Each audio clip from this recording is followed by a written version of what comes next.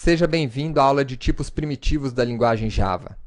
Na aula passada, você aprendeu como declarar variáveis. Nesta aula, vamos trabalhar com dados primitivos, conhecer seus tamanhos, aprender como realizar conversões entre um tipo e outro.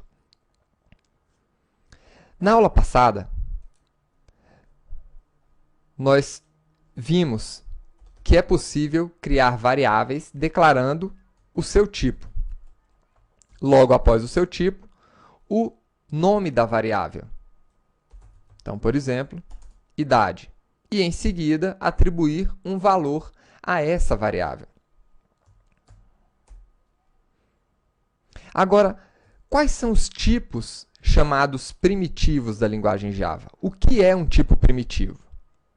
Um dado primitivo, ele não é um objeto.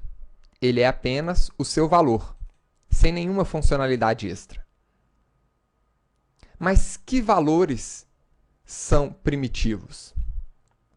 Nós temos o tipo inteiro, o tipo byte, short, long, float, double, char, void e boolean.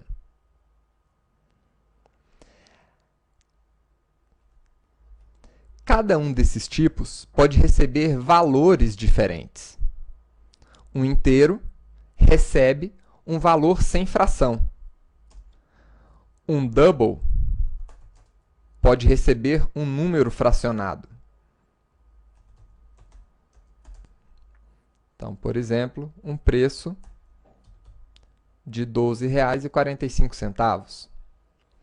Os centavos sempre vêm após um ponto, seguindo o padrão americano, diferente do brasileiro, que é uma vírgula. Aqui, você deve representar como ponto. Um char representa uma letra. E apenas uma letra, dentro de aspas simples. Na aula passada, nós vimos o tipo de dado string, que representa um texto. No char, você só recebe apenas uma letra, ou um caractere. Pode ser um caractere japonês, árabe, chinês e assim por diante. E nós temos ainda o tipo booleano. O tipo booleano, ele recebe apenas dois valores, verdadeiro ou false, sempre utilizando a língua inglesa, true ou false. Mas e quanto aos outros tipos? Eu sei que o inteiro recebe um número, o double um número fracionado, o char um caractere e o booleano um verdadeiro e falso. Os outros tipos vão se diferenciar um do outro pelo tamanho de informação que você pode colocar dentro dele. Um inteiro, um byte, um short ou um long, todos esses recebem números sem fração. Um float e um double recebem números fracionados. O char é um caractere, o void é um tipo de dado que representa a inexistência de valor, e o booleano verdadeiro ou falso. Então, para mostrar para vocês o que isso significa exatamente, um char ele ocupa 16 bits de informação. Um bit significa um 0 ou um 1. Lembrem-se que em linguagem de máquina, o que a máquina entende são zeros e uns. Então, para representar um caractere, eu utilizo 16 posições preenchidas com 0 e 1s. Um byte ele ocupa 8 posições, um short 16, um inteiro 32 posições, um long 64, um float 32, o double 64 e assim por diante. O boolean, como representa apenas o valor verdadeiro ou falso, ele precisa apenas de uma única posição. True ocupa 1 e false 0. Então, o que isso significa na prática? Na prática é mais ou menos isso daqui. Você tem números menores e números maiores. Dependendo do tamanho do número que você quer representar na sua variável, você vai utilizar tipo que suporte um valor maior ou um outro tipo que suporte um valor menor. Vamos voltar aqui para o nosso código. Dentro de um byte, por exemplo, qual o maior valor que eu posso representar? Um byte, ele suporta até o número 127. Se eu quiser representar o número 128, eu já não consigo. Então, ele é um número pequeno, representando aqui até 100, por exemplo. Um short, ele já suporta um valor um pouco maior. Ele suporta até o valor 32.000. 32.768, para ser mais exato. Então, até 32.000 nós conseguimos representar com esse valor. Uma característica interessante dos números primitivos aqui é que a gente pode separar esses números, se a gente quiser apresentar ele de uma forma mais clara. A partir da versão 7 do Java, você pode utilizar o sinal underline para separar, para tornar mais legível o seu código. Dentro de um inteiro, nós podemos representar 4 bits de informação. Aliás, 4 bytes de informação. Isso significa 32 bits de espaço. E o que eu posso representar dentro de 32 bits de espaço? Eu posso representar um número de até 2 bilhões. Então, 2 bilhões, 147 milhões, 483.647, para ser mais exato. Mas vamos colocar aqui apenas 2.000, milhões, bilhões.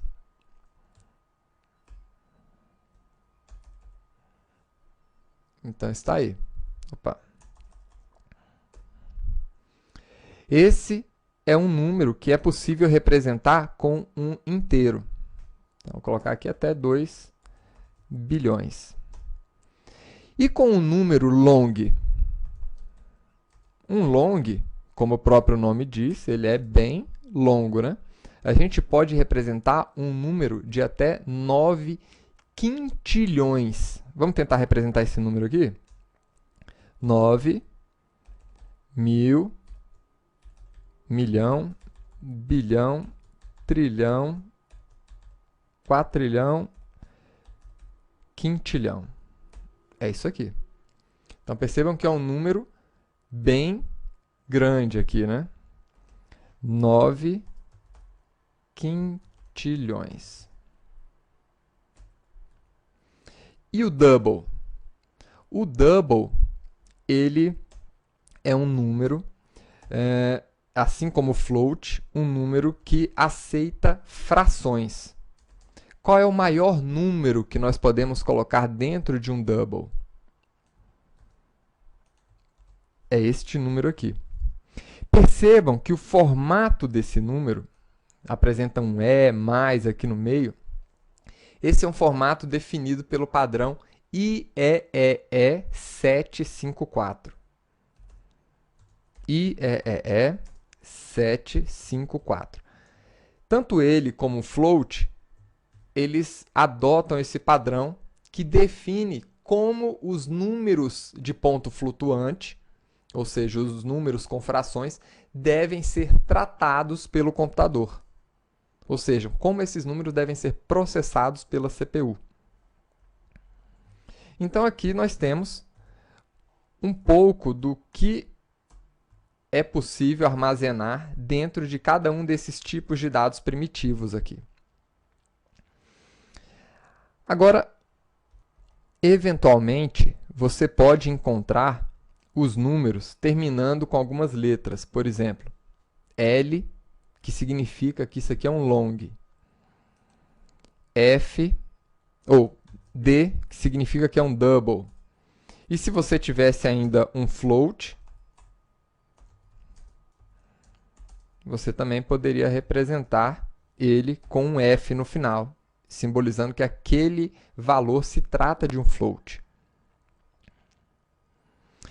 Agora, todos esses números, na verdade, são representações que esses números serão, em algum momento, convertidos para o sistema binário. Então, você também pode representar os números na forma binária. Isso aí é conhecido como sistema de números binários. Então, por exemplo, um byte.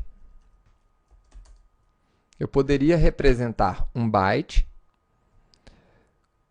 na forma binária. Então, vamos, por exemplo, colocar aqui um byte, ele na verdade ocupa 8 bits de espaço. Então, vou colocar aqui 1, 2, 3, 4, 5, 6, 7, 8. Então, eu de alguma forma representei aqui um byte. Tá?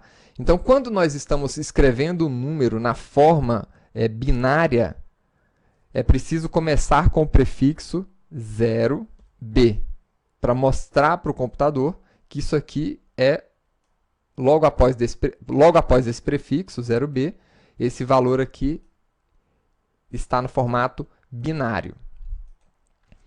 Da mesma forma, eu poderia representar os outros valores. Por exemplo, um short, isso aqui representa 8 bits de informação, ou 1 byte. Um short, ele na verdade, ele ocupa 2 bytes de informação, ou seja, 16 bits de espaço. Então, eu poderia aqui também ocupar esses 16 bits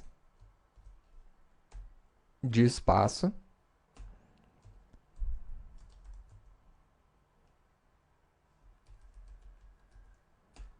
Que equivale a 2 bytes de informação.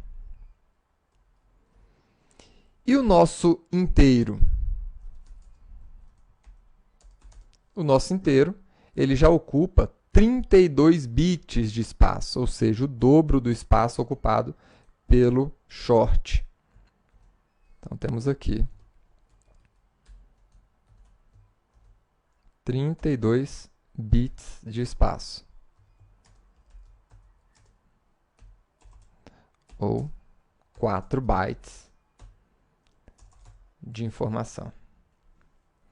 Então, essas são as formas que nós temos de representar os números primitivos, os valores primitivos que nós temos. Tá? Vamos mostrar aqui com o que se parece que número, na verdade, eu estou representando aqui dentro. System.out.println.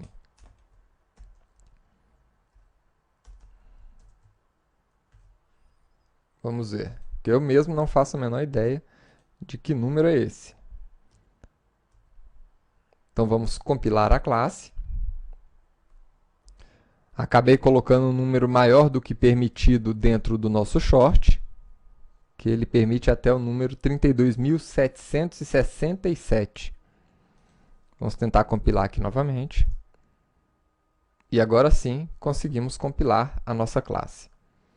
Vamos executar a classe para ver o resultado ali da nossa variável ii. Então, o número que nós representamos aqui de forma binária nessa variável inteira é, na verdade, esse número aqui.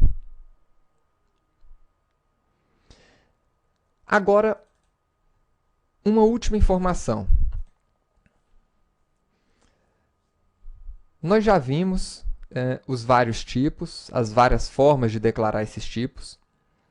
Agora, se um tipo ocupa mais espaço do que outro, então, em tese, eu posso colocar o valor de um tipo que ocupa um espaço menor dentro de um tipo que tem um espaço maior.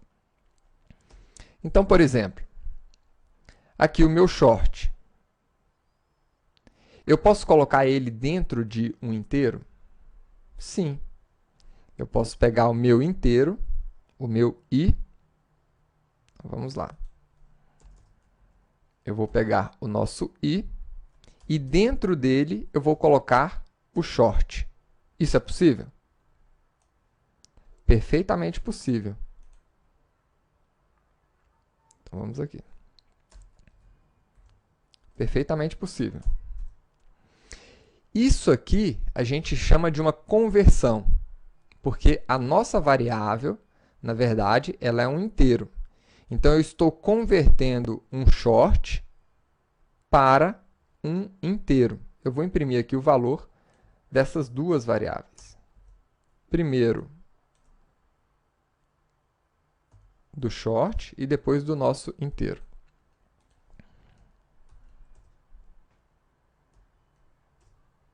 Então, tá aí. Ele imprimiu o valor do short e o short coube dentro do inteiro. Mas será que eu consigo colocar um long dentro de um inteiro? Não. Como vocês podem ver, o long ele ocupa muito mais espaço do que o que é possível colocar dentro de um inteiro. Então, quando não é possível fazer essa conversão, que a gente chama aqui de cast implícito, aí eu preciso fazer um cast explícito. Então, o que é o cast explícito? Então, vamos lá. O cast explícito, ele precisa que eu diga, que eu force uma conversão. Então, por exemplo, essa conversão aqui não é natural, colocar um long dentro de um inteiro. Então, vou colocar aqui um long dentro de um inteiro. Isso daqui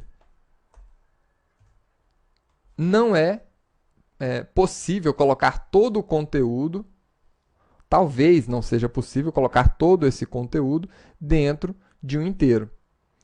Né? Então, eu preciso falar para o Java que eu sei que poderá acontecer algumas perdas, mas mesmo assim eu assumo o risco, eu assumo que algumas perdas podem ocorrer e eu aceito isso. Então, a forma de fazer o cast explícito é colocando qual é a conversão que você deseja realizar aqui. Então, vamos fazer essa conversão aqui e vamos ver o resultado. Eu vou comentar todas essas linhas aqui de cima. E vamos agora compilar a nossa classe e ver o resultado.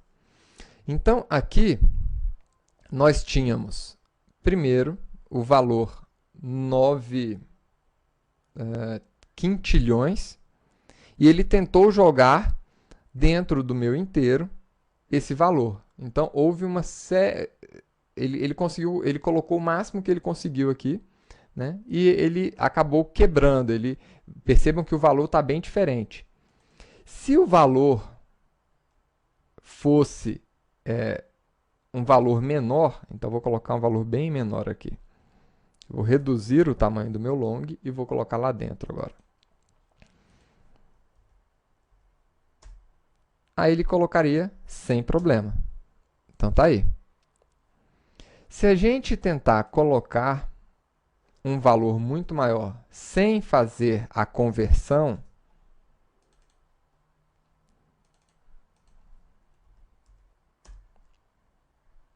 então ele vai acusar um erro para a gente. Ele vai falar que não é possível colocar aquele valor dentro de um tipo menor, porque algumas perdas podem acontecer, possíveis perdas de precisão podem acontecer nessa conversão. Então, ele não aceita. Por isso que nós precisamos fazer aquela conversão chamada explícita. Então, pessoal, é isso. Quando nós estamos tratando de caracteres, esses caracteres eles estão sendo regulados pelo padrão Unicode. O padrão Unicode, ele define, na verdade, ele cataloga, né, uma série de caracteres existentes em todas as linguagens e define um código para cada um desses caracteres. Então, se você tivesse, por exemplo, um caractere em japonês, né, um caractere em chinês, você poderia utilizar aqui dentro, porque o padrão Unicode ele consegue reconhecer todos esses tipos de caractere. Se você tiver mais interesse em se aprofundar nisso, pesquise Unicode, se escreve assim, Unicode, na internet. E os valores de ponto flutuante, ou seja, os valores fracionados, eles atendem, são regulados por essa norma, IEE 754. Espero que vocês tenham gostado da aula de hoje, né? E vejo vocês aí na próxima aula. Até lá!